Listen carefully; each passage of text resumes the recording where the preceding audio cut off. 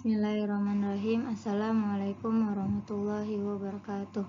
Alhamdulillahirabbil alamin wa bihi nasta'in wa ala umuri dunya waddin wassalatu wassalamu ala asyrafil anbiya'i wal mursalin wa ala alihi wa sahbihi ajmain, amma ba'du.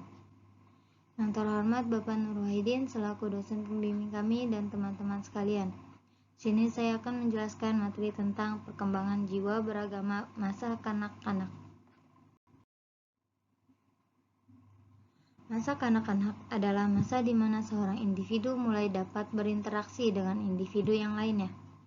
Pada masa inilah sebenarnya masa emas di mana seseorang diperkenalkan dengan agama.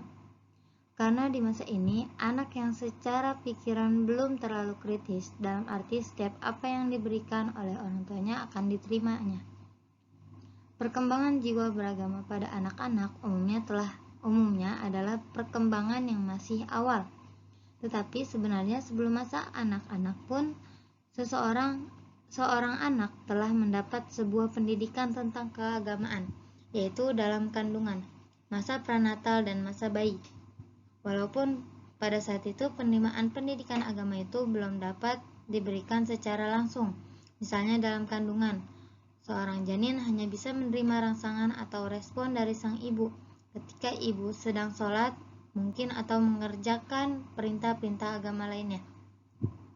Begitu juga pada saat bayi dilahirkan, ia hanya menerima rangsangan dari luar. Misalnya, pada saat sang bayi diazankan. Nah, dari itu kita bisa menyimpulkan bahwa masa anak-anak bukanlah masa yang paling awal mendapatkan pendidikan keagamaan. Pertumbuhan adalah perubahan kuantitatif pada material atau fisiologis, sebab akibat dari pengaruh lingkungan dan ditandai oleh semakin besar dan bertambahnya ukuran fisik. Dari tidak ada menjadi ada, dari kecil menjadi besar, dari sedikit menjadi banyak, dan dari sempit menjadi meluas dan sebagainya. Perkembangan merupakan perubahan psikofisik sebagai hasil dari proses pematangan fungsi psikis dan fisik yang ditunjang oleh faktor lingkungan dan proses belajar dalam waktu tertentu. Perkembangan anak didik juga terjadi secara bertahap dalam suatu proses yang berkelanjutan dan dalam jangka waktu yang relatif lama. Jiwa agama pada anak dan remaja mengalami perkembangan sejalan dengan perkembangan fisik dan psikis mereka. Oleh karenanya, dalam pendidikan agama dan dalam pendidikan anak dan remaja, pada orang tua dan para pendidik harus memahami dan mengetahui dengan perkembangan jiwa keagamaan pada anak hampir sepenuhnya otoritas. Maksudnya, konsep keagamaan itu akan berkembang pada diri mereka, dipengaruhi oleh faktor dari luar diri mereka. Pada masa remaja, para ahli jiwa juga tidak mempunyai kata sepakat tentang berapa lamanya masa remaja tersebut. Mereka hanya sepakat dalam menentukan permulaan masa remaja, yaitu dengan dimulainya kegoncangan yang ditandai dengan datangnya haid atau menstruasi pertama bagi wanita dan mimpi pada pria. Kejadian yang menentukan ini tidak sama antara satu anak dengan anak lainnya. Ada yang mulai 12 tahun dan ada pula sesudah 13 tahun dan ada pula yang sampai 15 tahun. Sejalan dengan perkembangan jasmani dan rohaninya, maka agama pada remaja turut dipengaruhi oleh perkembangan itu. Maksudnya, penghayatan para remaja terhadap ajaran agama dan tindak keagamaan yang dapat pada para remaja banyak berkaitan dengan faktor perkembangan tersebut. Perkembangan jiwa beragama pada orang dewasa ditandai oleh cara berpikir yang kritis, positif, terbuka, matang, dan toleran. Dalam realitasnya, usia dewasa tidak menjadi ukuran dan jaminan seseorang memiliki kesadaran beragama yang mantap atau matang. bahkan kepribadiannya masih belum dewasa atau masih imatur. Umur kalender atau umur seseorang dewasa belum tentu sejalan dengan kedewasaan kepribadiannya. Kematangan awal atau kemantapan kesadaran beragama, banyak orang yang telah lewat umur 25 tahun, yang berarti telah dewasa menurut umur kalender. Namun kehidupan agamanya masih belum matang. Ada pula remaja yang berumur di bawah 23 tahun telah memiliki kesadaran beragama yang cukup dewasa.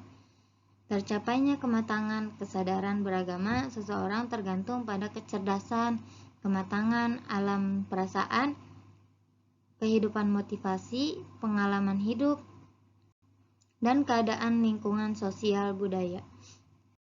Selanjutnya, tahapan periodisasi manusia. 1.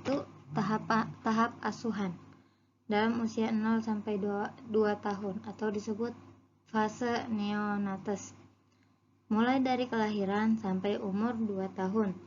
Dalam tahap ini, proses edukasi dilakukan dengan cara mengazankan dan mengiqomahkan di telinga kanan dan telinga kiri, melakukan akikah sebagai rasa syukur kepada Allah dan sebagai bentuk pengorbanan orang tua kepada anak, memberi nama anak yang baik, membiasakan hidup bersih, memberi ASI, memberikan makanan yang halal dan baik atau yang taib.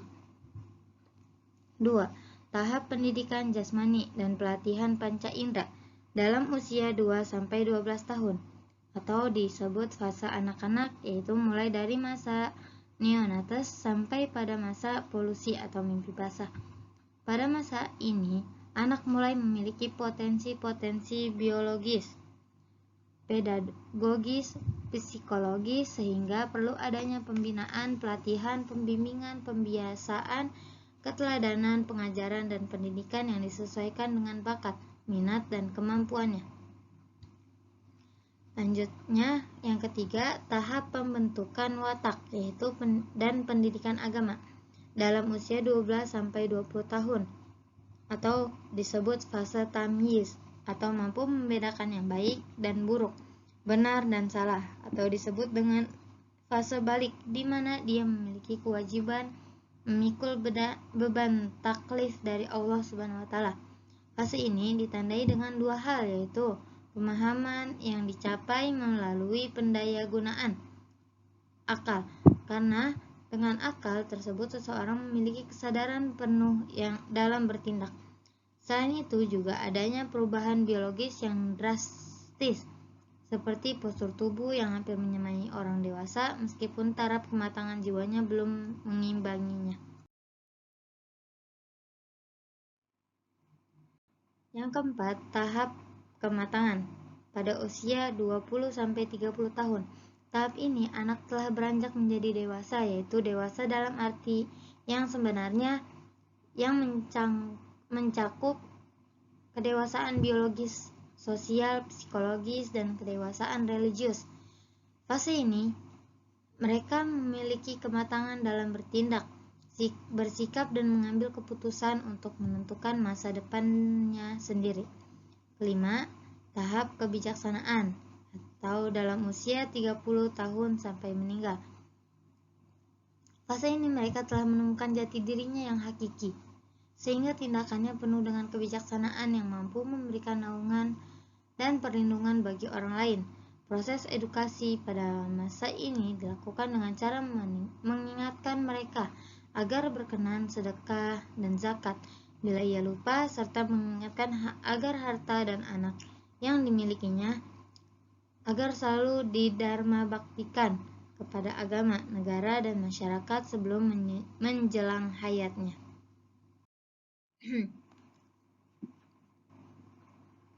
Fase perkembangan anak juga dijelaskan bahwa yang dimaksud dengan masa anak-anak adalah sebelum berumur 12 tahun.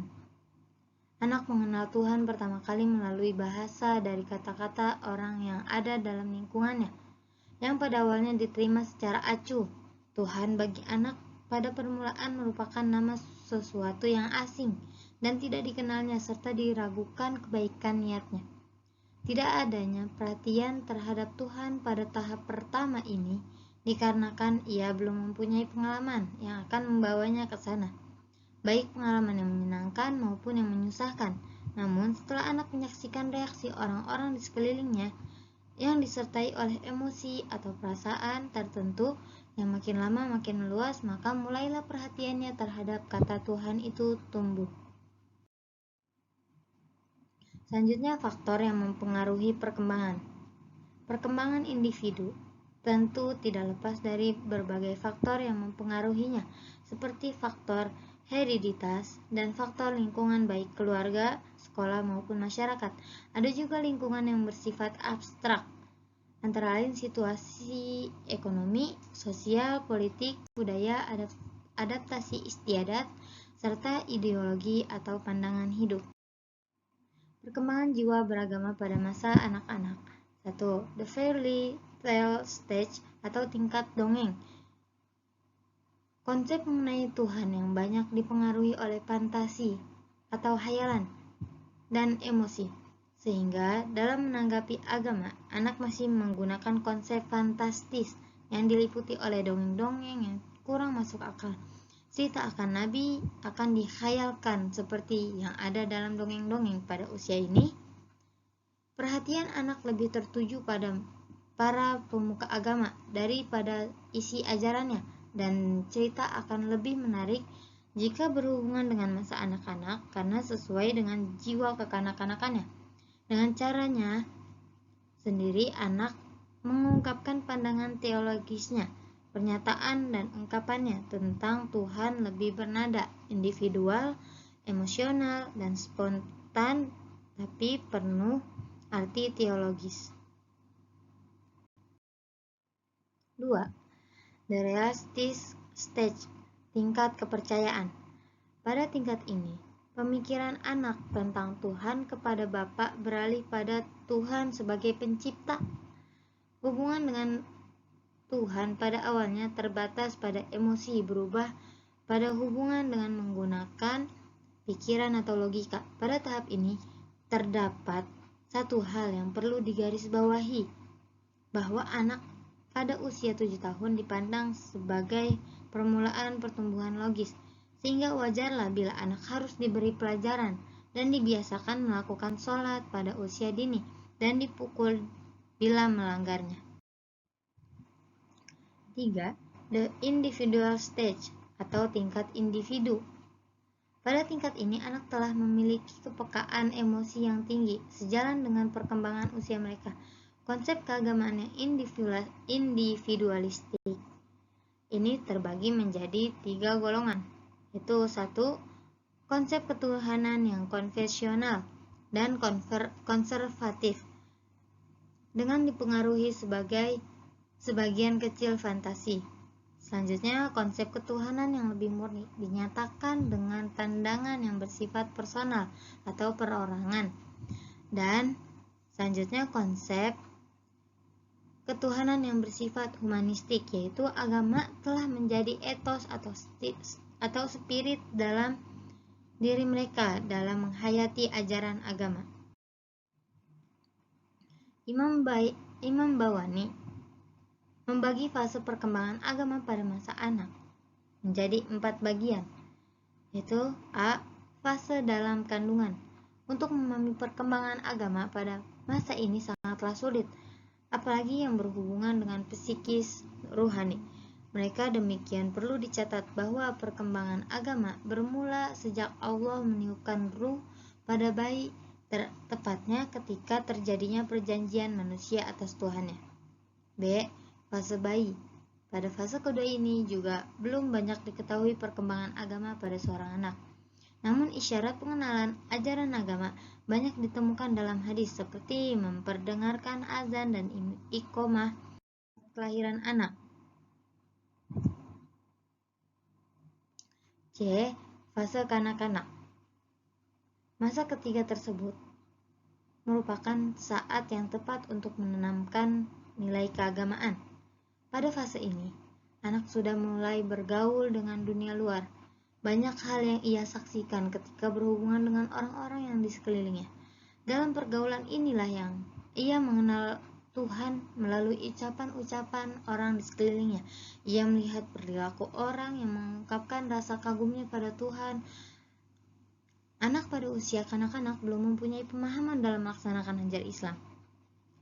Akan tetapi, disinilah peran orang tua dalam memperkenalkan dan membiasakan anak dalam melakukan tindakan-tindakan agama, sekalipun sifatnya hanya meniru. D. Masa anak sekolah. Seiring dengan perkembangan aspek jiwa lainnya, perkembangan agama juga menunjukkan perkembangan yang semakin realistis. Hal ini berkaitan dengan perkembangan intelektualitasnya yang semakin berkembang. Sifat beragama pada anak. Unreflektif atau kurang mendalam atau tanpa kritik. Kebenaran yang mereka terima tidak begitu mendalam, cukup sekedarnya saja, dan mereka merasa puas dengan keterangan yang kadang-kadang kurang masuk akal. Menurut penelitian, pikiran kritis baru muncul pada anak berusia 12 tahun, sejalan dengan perkembangan moral. Sifat egosentris ini berdasarkan hasil penelitian Piaget tentang bahasa pada anak berusia 3-7 tahun. Dalam hal ini, berbicara bagi anak-anak tidak mempunyai arti seperti orang dewasa. Pada usia 7-9 tahun, doa secara khusus dihubungkan dengan kegiatan atau gerak-gerik tertentu, tetapi amat konkret dan pribadi. Pada usia 9-12 tahun, ide tentang doa sebagai komunikasi antara anak dengan ilahi mulai tampak. Setelah itu barulah isi doa beralih dari keinginan egosentris menuju masalah yang tertuju pada orang lain yang bersifat etis. Antromorfis, konsep anak mengenai ketuhanan pada umumnya berasal dari pengalamannya. Dikala ia berhubungan dengan orang lain, pertanyaan anak mengenai bagaimana atau mengapa biasanya mencerminkan usaha mereka untuk menghubungkan penjelasan religius yang abstrak dengan dunia pengalaman mereka yang super subjektif dan konkret, verbalis dan ritualis. Kehidupan agama pada anak sebagian besar tumbuh dari sebab ucapan atau verbal. Mereka menghafal secara verbal kalimat-kalimat keagamaan dan mengerjakan amaliyah yang mereka laksanakan berdasarkan pengalaman mereka menurut tuntunan yang diajarkan pada mereka. Salat dan doa yang menarik bagi mereka adalah mengandung gerak dan biasa dilakukan atau tidak asing baginya. Selanjutnya, imitasi. Tindak keagamaan yang dilakukan oleh anak pada dasarnya diperoleh dengan meniru. Dalam hal ini, orang tua memegang peranan penting. Pendidikan sikap religius anak pada dasarnya tidak berbentuk pengajaran, akan tetapi berupa teladan. Kemudian rasa heran dan kagum merupakan tanda dan sifat keagamaan pada anak. Berbeda dengan rasa heran pada orang dewasa, rasa heran pada anak belum kritis dan kreatif. Mereka hanya kagum pada keindahan lahiriah saja. Untuk itu perlu diberi pengertian dan penjelasan pada mereka sesuai dengan tingkat perkembangan pemikirannya. Dalam hal ini, orang tua dan guru agama mempunyai peranan yang sangat penting. Selanjutnya, prinsip pertumbuhan dan bimbingan anak. 1. Prinsip biologis. Secara fisik, anak yang baru dilahirkan berada dalam keadaan lemah. Dalam segala gerak dan tindak tanduknya, ia selalu memerlukan bantuan dari orang-orang dewasa sekelilingnya.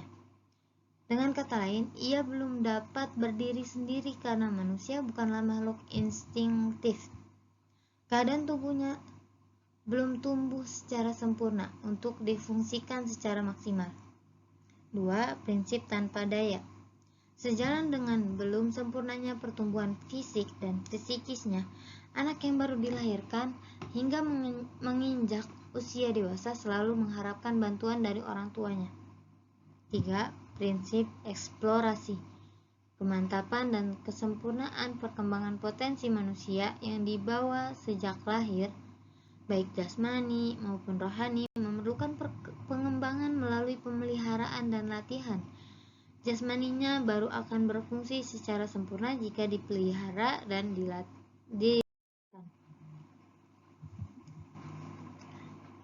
Selanjutnya, faktor yang membentuk anak mulai mengenal dan mendalami agama. 1. Faktor internal atau dalam diri atau bawaan. Manusia yang mengalami hal ini adalah anak memiliki fitrah atau agama untuk mempercayai suatu zat yang mempunyai kekuatan di luar dirinya atau Allah. Zat yang memberikan sesuatu yang bermanfaat maupun mudarat. Dalam perkembangannya, fitrah beragama ini ada yang berjalan secara alamiah dan ada juga yang mendapatkan bimbingan dari para nabi dan rasul Allah Subhanahu wa taala. 2. Faktor eksternal, yaitu lingkungan, keluarga, sekolah, dan masyarakat atau eksternal. Faktor ini juga menjadi salah satu faktor yang mempengaruhi perkembangan jiwa beragama pada anak didik. Selanjutnya, keluarga. Training Center. Bagi penanaman nilai-nilai pengembangan fitrah atau jiwa beragama anak. 1. Menjadi orang patut diteladani atau jadi model. 2. Memberi perlakuan yang baik. 3. Membimbing, mengajarkan, atau melatih ajaran agama terhadap anak. Kemudian, lingkungan sekolah merupakan lembaga formal yang mempunyai program yang sistematis, yang melaksanakan bimbingan, pengajaran, dan latihan kepada anak atau siswa agar mereka berkembang sesuai dengan yang diharapkan. 4. Corak perilaku anak merupakan cermin dari corak perilaku masyarakat pada umumnya. Artinya kualitas perkembangan kesadaran beragama pada anak sangat bergantung dan dipengaruhi oleh kualitas kesadaran berperilaku atau pribadi orang dewasa atau masyarakat itu sendiri. Baik teman-teman, mungkin cukup sekian yang bisa saya sampaikan. Kurang lebihnya mohon maaf. Wabillahi taufiq wal hidayah.